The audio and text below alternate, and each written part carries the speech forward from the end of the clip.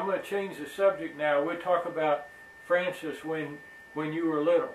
So I know you had a lot of pets when you were little, but can you remember some of those pets? Not really. They weren't my pets, to tell the truth, because we never kept pets in the house. And the cat was to catch the mice. It wasn't to be a pet. It was to catch the mice. And we always had cats. You had to have them around the barn and everywhere, you see, to keep the mice down. And my brothers always had hunting dogs, you see. But when Pap came along, he loved the collies. So his was a white collies. And the first one we had was called Lindy, for Lindbergh. That's back when he, but it got out in the road and got killed. So he got another one. I think we named that Sonny Boy.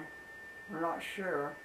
But Pap liked to train them to sit, you know, and all that. There's some pictures somewhere with him sitting by the fire and the dog sitting there and all, you know. With his pipe in his mouth and stuff. Yeah, but that wasn't a house dog. None of them were. We never kept never kept a dog in the house, or cat, either one, as a pet.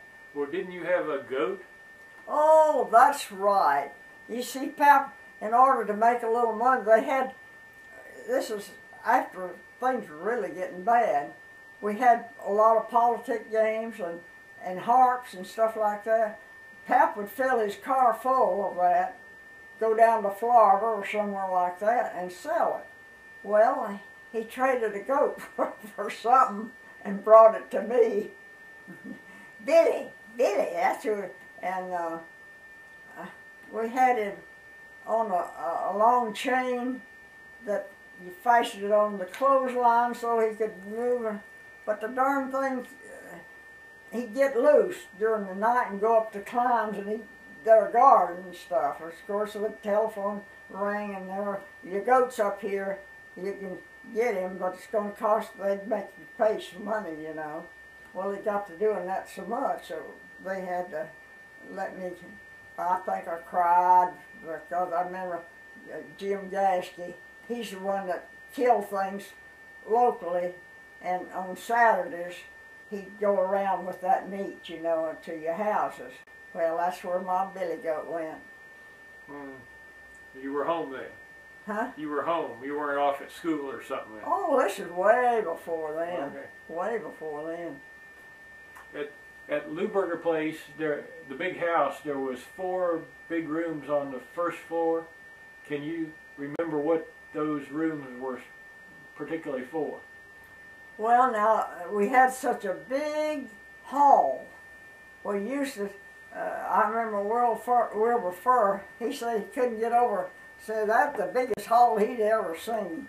We used it as a room, but your steps came down in there, and going out the back door, that went out that way, and it was plenty big as you came in the house, wider than most people's living room, and we used it as a living room. Well, on each side, facing the front, on the right would be what we call a parlor, and that's where the piano and the real nice furniture and Mama's paintings were on the wall, and on the other side was what we call the library.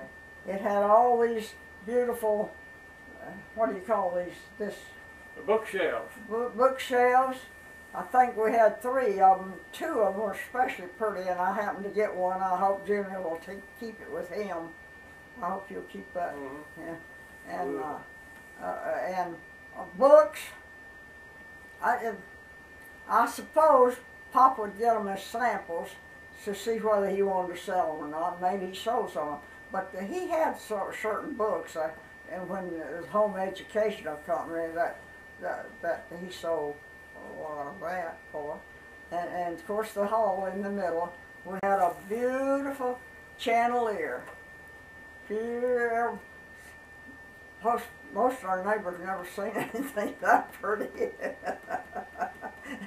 And the furnace was right there under it. And well, at first that furnace burned wood. it would handle. Well, they used to burn cross ties when a cross tie would be chopped into 3 pieces, and it would take care of that much. See, and we never used coal in there. We never used coal for anything, our kitchen stove or anything. We always used wood.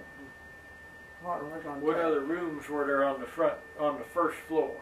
Yeah, well, and then on the right, next to the parlor, was the dining room, and it had a huge table that was seat 12, and of course the matching chairs to all that, the china cabinet, and we call it a sideboard, kept the napkins and the silver and things like that, and then there was a built-in kind of a china thing, but it had the glass front, but we stored a lot of things back there. Now, the Victrola was in that room. Was it always in that room? No, that was in the parlor. Oh, okay. That was in the parlor. And when Roy's going to Duke, of course he's a fraternity guy. He was the only one in the family that was a fraternity guy. All the rest were different types entirely. But you can imagine the kind of music back then that you danced by and all that. Well, the fraternity guys had all those records. Well, he'd bring them home. You see, like I'm trying to think that one guy that sang so well. He was on. I can't think of it right Jimmy now. Dorsey. Huh? Jimmy Dorsey. No. It was Okay. before then. Guy Lombardo. Well, that's music. Yeah. I'm thinking about a guy that sang on those old. See, back then you didn't have a half a dozen new songs coming out every year. Mm-hmm. You had one, and you might have 2. Those pretty things that we remember now. Mm-hmm. Well, the music today, it doesn't have any melody to it, as far as I'm concerned. But they were pretty back then, and to dance by and so forth, you know. Foxtrot, most of it's foxtrot, waltz.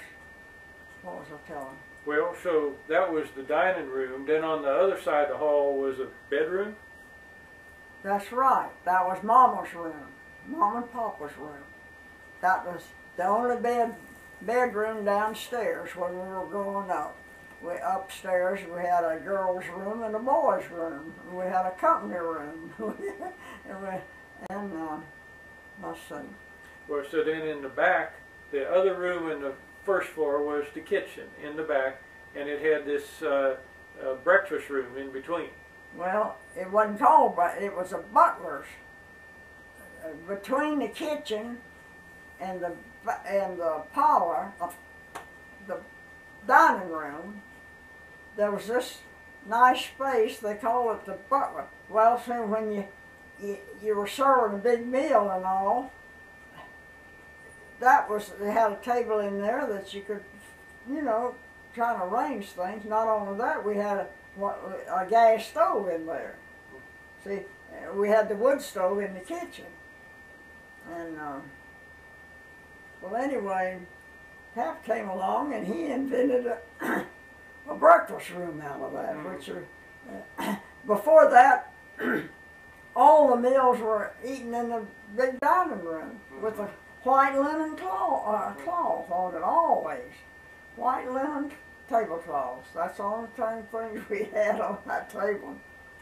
Now, I remember in that breakfast room that there was a storage area and a pantry. Pantry, okay. There was a pantry where you kept all the excess everything. And that's where the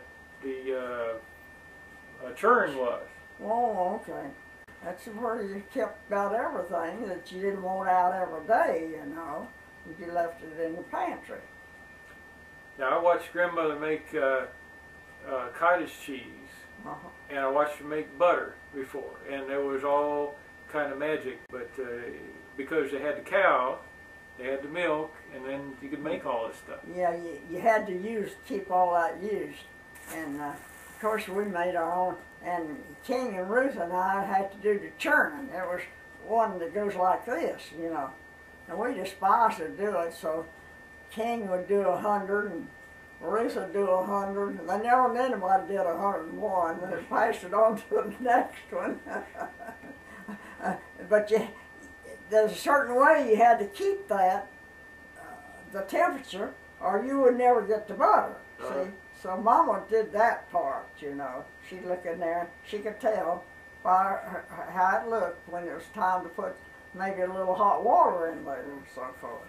But then you had to, after you got the butter to come, it was on top, and you got it out, and you got it in the big bowls. You had to work it and work it and work it to get all that milk out.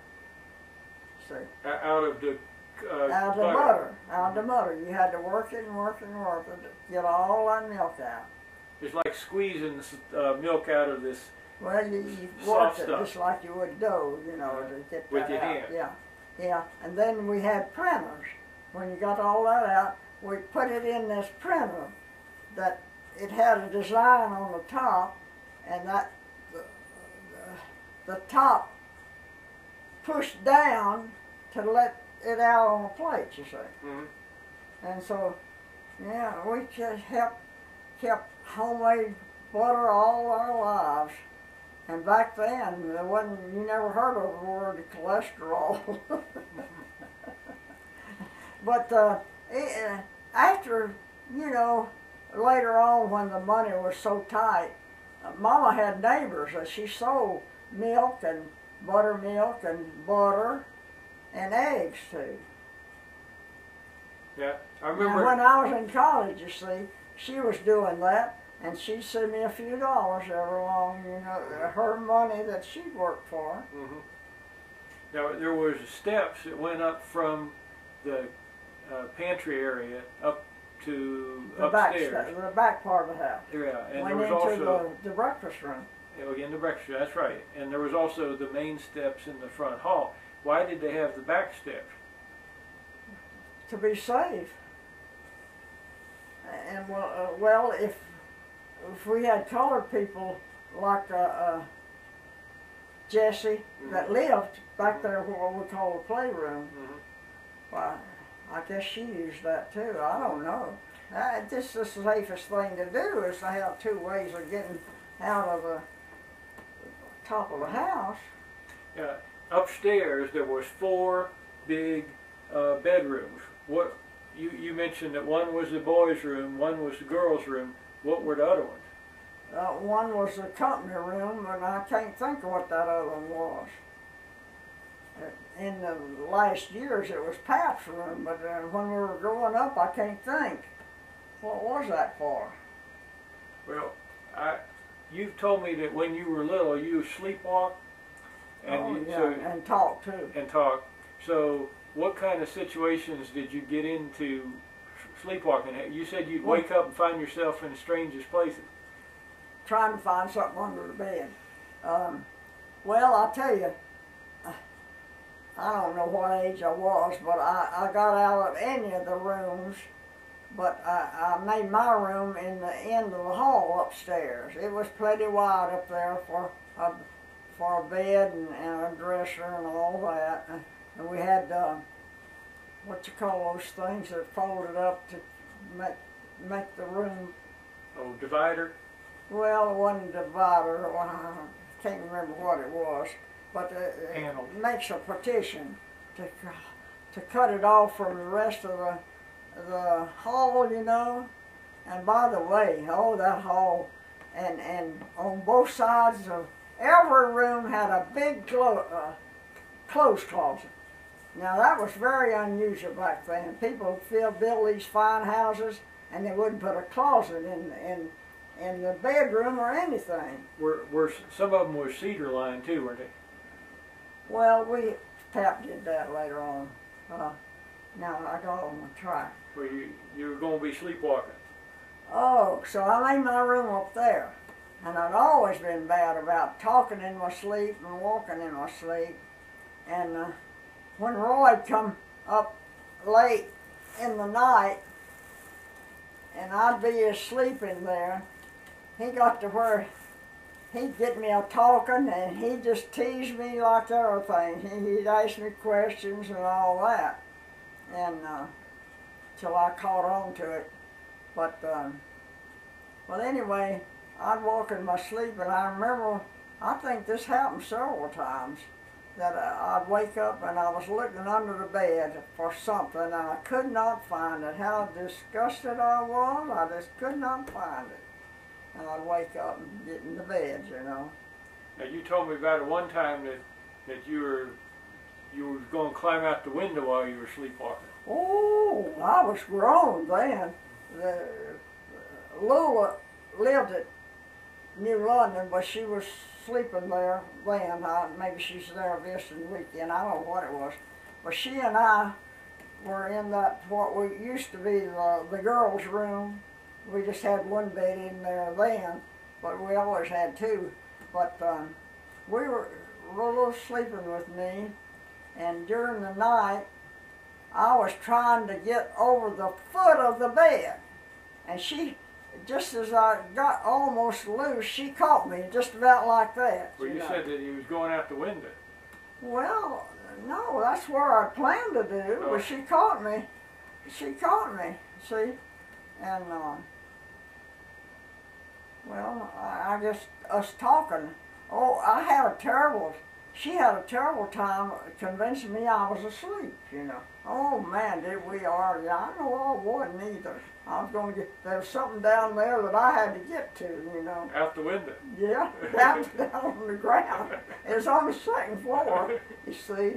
And, well, anyway, she finally convinced me that I was talking and walking in my sleep. So you woke up. Yeah. You said that you all had the jobs to do in the kitchen, so and that you got teamed. And cleaning the house too. So what was, so you said, you were telling me about who you got teamed with and what some of those jobs Well, were. see if Lula and Nita were a team, but Lula did most of the cooking, and Nita did most of the house cleaning. But see, they'd do the cooking, and they'd empty these pots and put them on the table and all that, instead of putting water in there. And they'd be so dry, Ruth and I are supposed to come and clean up everything and wash the dishes. And so, you can imagine how much it was. But it'd take us a long time. Ruth usually wanted to do the washing, and I did the drying.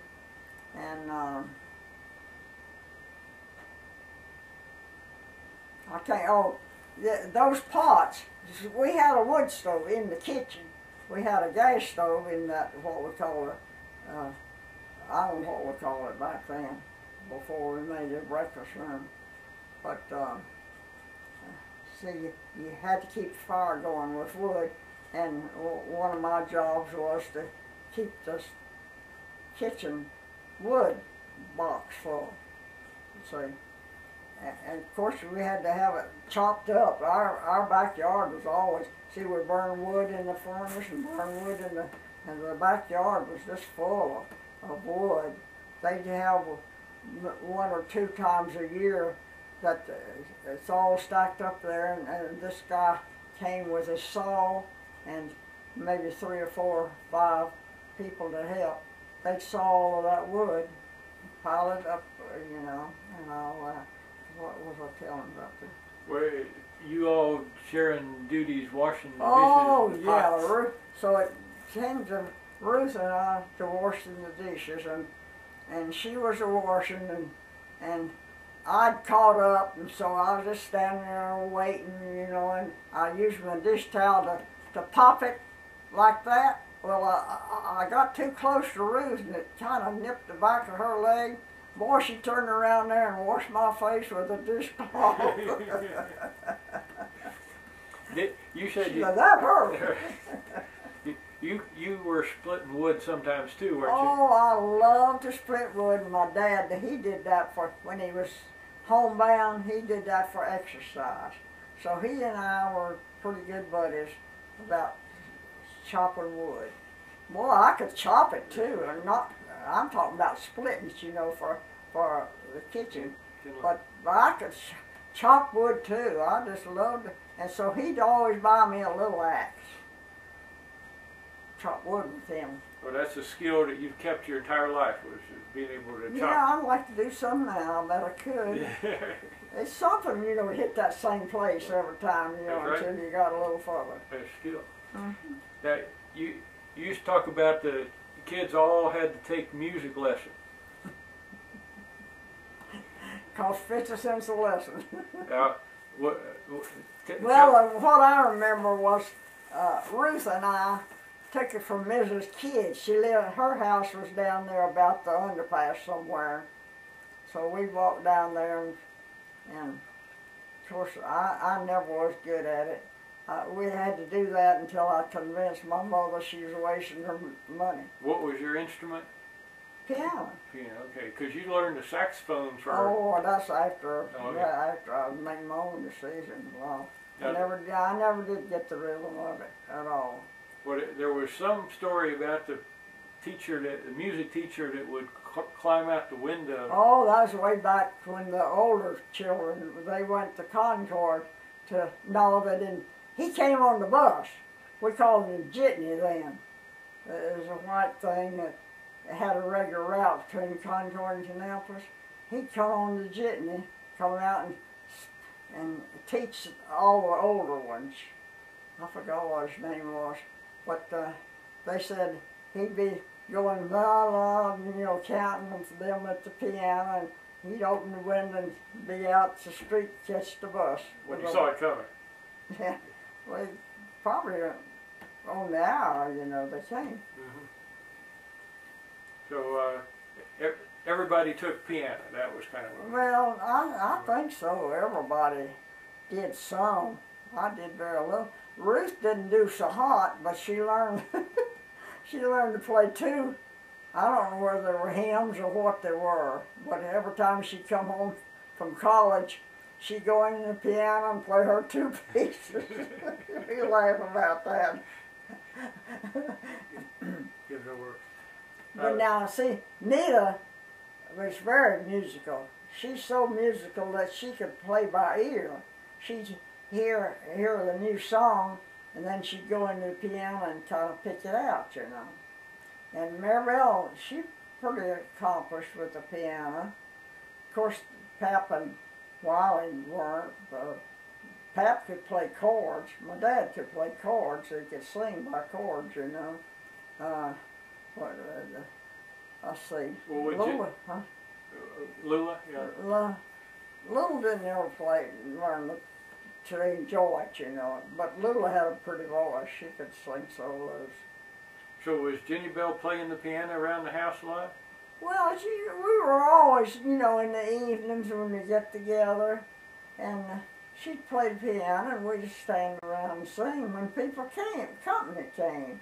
Like, you don't remember when Wilbur and the preacher and all that, and we'd always end up standing around the piano and singing. Yep. Well, in school, what subjects were you best and worst in? I was worst in everything.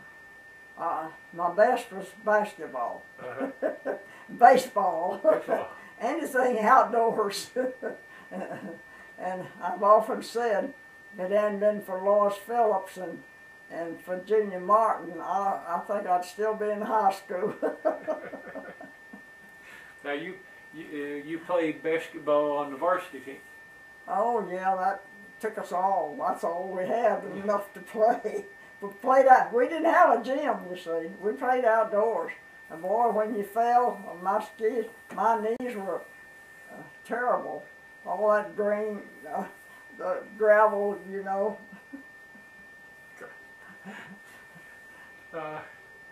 Well, now see, I played. They didn't have, the high school didn't have enough of girls playing. Well, Fay Lyliker and I were two tomboys. So way before we got in high school, they had we two were playing with them, with whoever they could get in the high school enough to play. So I played 5 years there, and then when I finished high school, we didn't have enough money for us to for me to go to college. I lived up there with Maribel and Stanley and took a business course or something. Well, I got to play another year of basketball. At high school up there? Yeah, oh. It was postgraduate, I guess you call it. I didn't want to waste, Maribel didn't want to waste the whole year. Well, at one time I could type it all, but I can't now. Knew how to do that stuff, but I can't now. Take shorthand. I never was good at it. I'm too slow about things like that. That's one reason why I never could play the piano or the saxophone. I'm too slow to get the deal of it, you see. You were the youngest survivor of 11 children. You told me that the older children would receive expensive Christmas presents, and you were told that you would receive them too when you were older, but that never happened. Why was that? Well, see, the boys all worked real hard, and of course the girls did too. They had to help Mama with everything and tend to us. And so when Christmas time come, they had a shoebox for everybody. Well, they'd have all kind of stuff in that shoebox and a whole bunch of money for each one. Well, that's what we were interested in, that money. Well, they said, when you get older, you will. Well, the Depression came along, and there wasn't any bag of money on at Christmas time. Yeah, that's the story. Where did you go to college? Oh, I went to college at that time it was called, I think it was called Harrisburg Teachers College. That's not right, but I can't think of what it was. But it's changed its name several times since then. But today it's Madison University. James Madison University. And when I went there, it was only for women. And of course it's a university now and huge, very progressive. It's one of the most progressive colleges in Virginia. And what did you study? Well, I went there to study physical education, and first year I still thought that.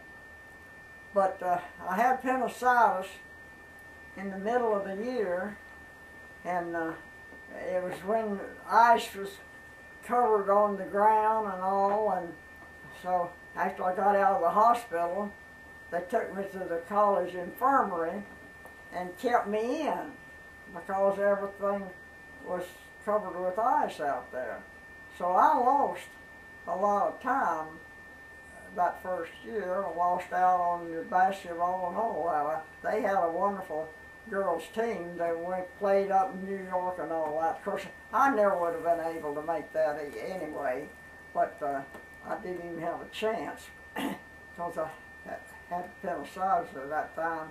But they kept me in that infirmary so long before they let me go back to my classes. Of course, they got you back in 2 days now, you know. And, well...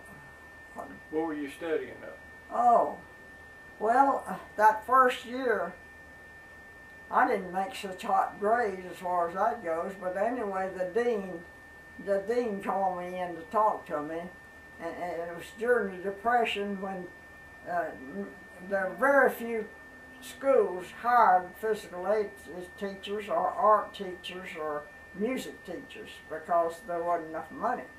So he explained to me I wouldn't have much of a chance because the few jobs that'd be in that, it would be somebody that had the higher grades, you see. So then I changed to home economics, and that particular school, that was their one specialty, was home economics. Now, you told about a dinner that your class prepared for school officials when you forgot to make fresh rolls. I don't even remember that myself. With the ants. Oh, Lordy. The buildings, all the dormitories and everything up there was bothered with ants. They came out of the mountain, you know. This was all in the mountains. Well, anyway, see, I was in that home where we had to practice everything we learned, and we'd invite people for a special dinner once a week, I think it was. And well, I don't remember a whole lot about it, but I remember I ran out of rolls, I think I did. So I had to get some of those that had been there a little while, and they were full of ants, and I was shaking and knocking and all, trying to get enough rolls to take out to the dining room. To serve to some important people, we guess. I don't remember, yeah, I don't remember who was there. Do you remember anything else about the college that was comes back to mind? You played field hockey somewhere. Oh yeah, we played field hockey, and I was on that team. And boy, that was rough on your shins, I'll tell you. Those hockey sticks, they miss it, hit your shin. Ooh. Well, after college, you got a job. Well, I got a job in North Carolina, close to my mother's home. I'd say 30, 35 miles from there, at Richfield. And, well, anyway, I roomed with Mr. and Ms. Fisher there, and they didn't have running water either. We had, well, in a room with Edna McMillan. She was fresh out of college, and she's going to teach, I think it was 6th grade or something like that. Well, anyway, we've been real good friends ever since then. I used to go home with her a lot on weekends and so forth, and I had a car. See, the home ec teacher back then, you had the children had home projects, so I had to have a car so I could check up at their homes, you know. Mm-hmm. And, well, at that time, a certificate, you get 4 years of college, and a certificate for, say, this teaching the schools, you got $92 a month. And that was for, I think we had 9 months then, I'm not quite sure about that. But you didn't get any in the summertime at all. Well, see, I had to have a car, so I got, I think, $110 a month. But I had to buy the car. And, well, anyway, our family always been in debt so long, most of my life, you know, that I told my mama many times, I said, Mama, I'm never going to borrow any money, because it had gotten the family in such a terrible thing. Well, I had to have a car. So I went down and I bought a used one, and I came back and I said, Mama, I did something I thought I told you I was never going to do, but I had to. I've forgotten what the payments were, and it was Bill Mills and what's his brother's name? Roy. Huh? Roy Mill. No, a different one. Yeah. One was in my place. It was their car that they traded in. They had to have a new one every year, you know. I think it was a Chevrolet, but now what model that was, I don't know.